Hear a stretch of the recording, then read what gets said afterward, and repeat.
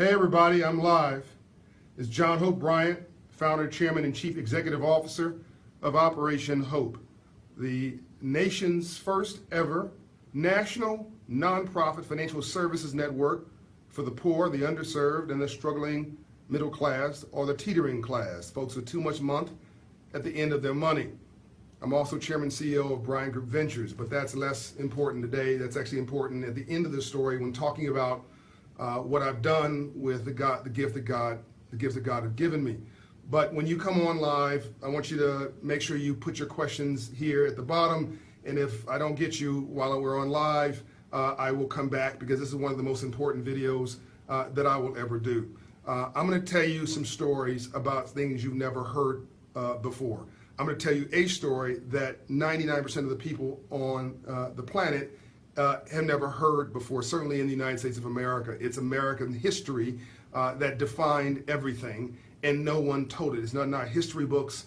It's not being taught in our schools. It's not being taught by our political leaders or our social scientists. It's not in our cultural or historic DNA. And so we're lost and we don't know why. We're lost, many of us, and we don't know why. Why is there a black underclass? People don't know why. They assume it's just racism and discrimination. That's not true. That is part of the issue, yes. But we're not the only people who are discriminated against in the world. Jews have been discriminated against. Latinos and Hispanics have been discriminated against. I mean, if you go to Japan, the light Japanese are running the country. The dark Japanese are out in the prefectures. They're farmers. They make a life for themselves. You go to Mexico, you've got the Spaniards that are inside of Mexico with a lighter skin. You've got the mestizo, those who are of mixed race, who are really part of what many call the peasant class. I don't agree with that, but some people call them that. Those are the ones coming over the border trying to get to America for a better economic way of life. You go to any part of the world and you'll find people who have been discriminated against. That's not the primary reason why blacks have not been successful in America. It's a contributing factor. Clearly slavery, built an economy for free, was a contributing factor, a huge factor, but that's not enough in and of itself either. We're not the only people who were enslaved. We're the only folks who were enslaved on American land. So then what is the issue? What is the reason why there's a black underclass that just seems to be almost permanent? It's not permanent, but why is it? Let me explain to you Ferguson, Missouri. I'm going to explain to you Baltimore during the riots.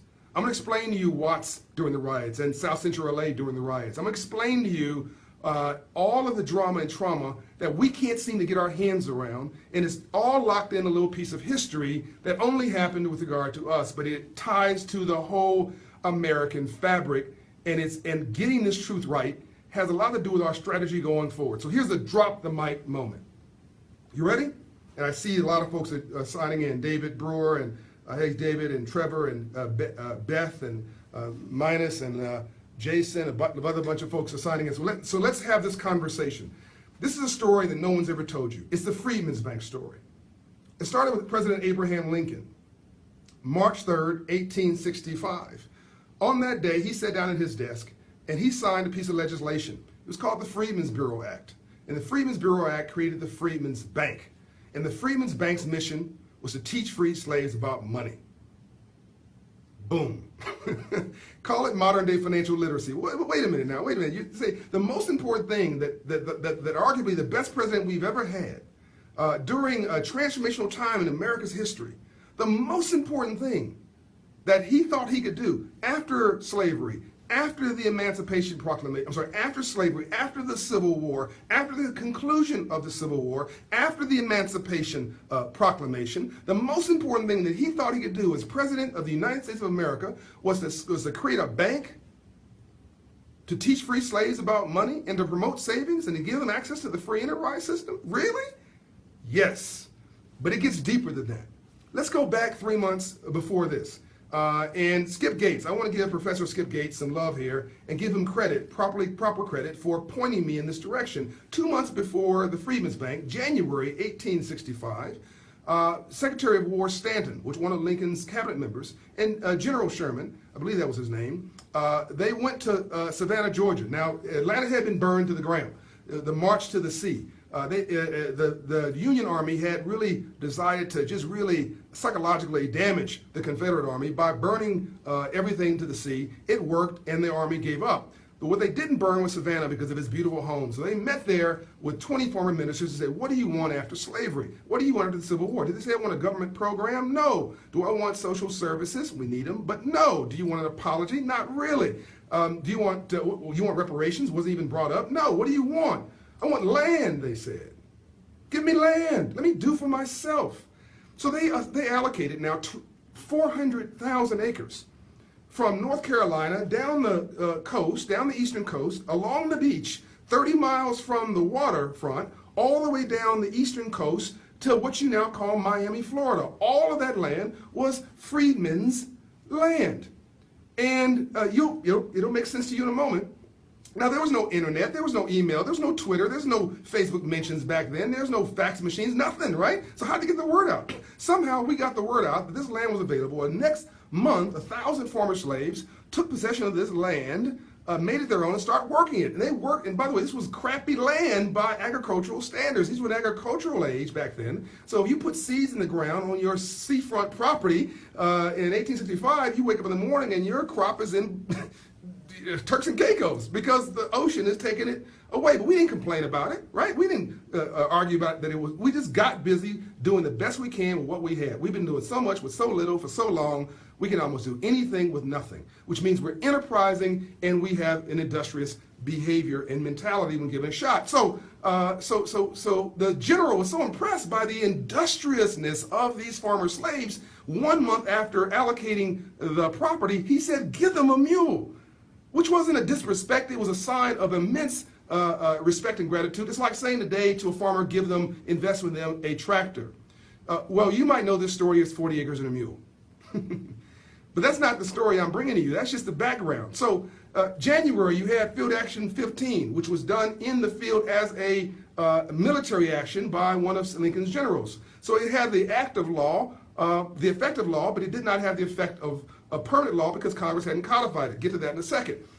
We'll see how much we can get through in 3 more minutes. And then I'm going to do this in 2 parts. So then the next month, the blacks take the land and work hard and are given a mule. The next month, Lincoln creates a bank to promote savings, to teach you about the language of money and financial literacy, and to give you access to capital. Boom! For what purpose? To finance your land.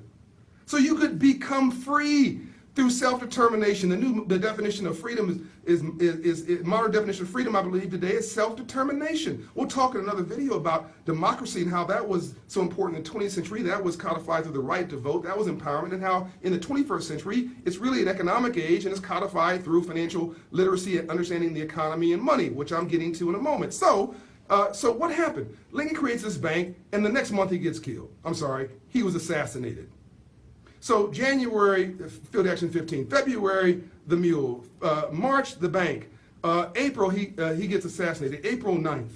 And then a Southern segregationist, worst president we've ever had, took over from Lincoln because Lincoln was trying to reach back to the South by having a Southern segregationist on his cabinet because he thought he wouldn't get killed after the Civil War. He'd get killed during the Civil War, so he thought that this guy would be his bridge. Well, this guy was his terror, came in and tried to reverse everything Lincoln did. The Republican Congress, which means you can't put everybody into a boat now, Lincoln was also a Republican, and no, I'm not making a political statement.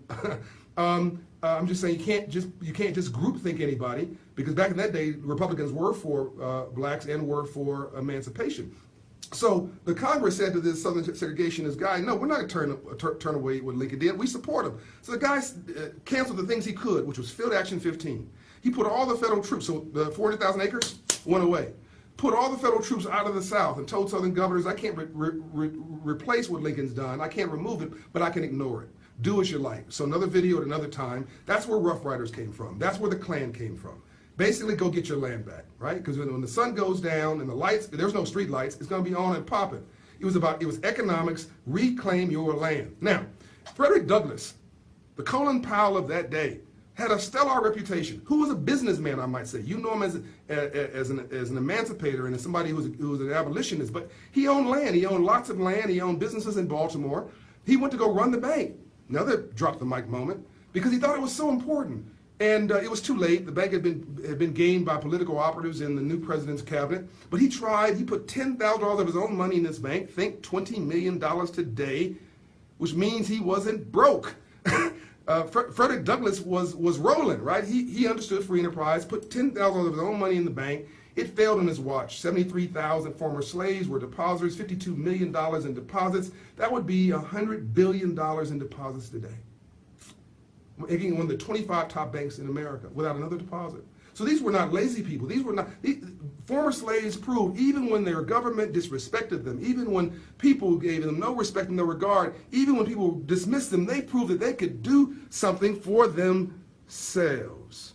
They could square up the circle in their own lives. But that wasn't enough. And when the bank failed, and Frederick Douglass asked for the bank to be closed because he was afraid more damage would be done. He said the failure of this bank did more to set free slaves in America back than 10 more years of slavery.